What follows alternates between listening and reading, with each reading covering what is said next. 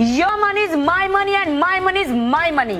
মিটিংয়ে ডেকে পরিচালক নায়িকাকে বিকিনি পরে দেখাতে বলেন, এমনই অস্বস্তিকর অভিজ্ঞতার কথা প্রকাশ করেছেন মাদালসা শর্মা। মাত্র ১৯ বছর বয়সে ক্যারিয়ারের শুরুর দিকে এই ঘটনার মুখোমুখি হন তিনি, যা তাকে বিস্মিত ও বিব্রত করে। সাধারণ অডিশনের আশায় গেলেও পরিস্থিতি দ্রুতই অস্বাভাবিক হয়ে ওঠে।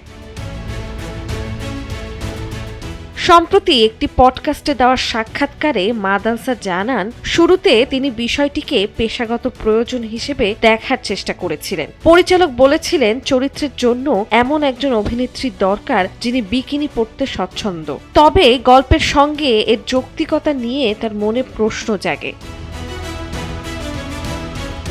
পরিস্থিতি আরও অস্বস্তিকর হয়ে ওঠে যখন পরিচালক সরাসরি তার সামনে বিকিনি পরে দেখাতে বলেন। তখনই তিনি নিজের অবস্থান পরিষ্কার করেন। তিনি জানান, ক্যামেরার সামনে চরিত্রের প্রয়োজনে পোশাক পরা আর ব্যক্তিগতভাবে কাউকে দেখানো এক বিষয় নয়।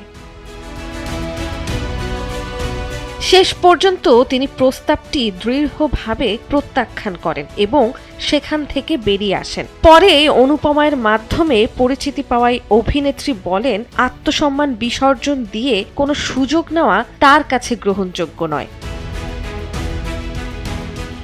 নন্দিনী আহসান, সময়ের আলো।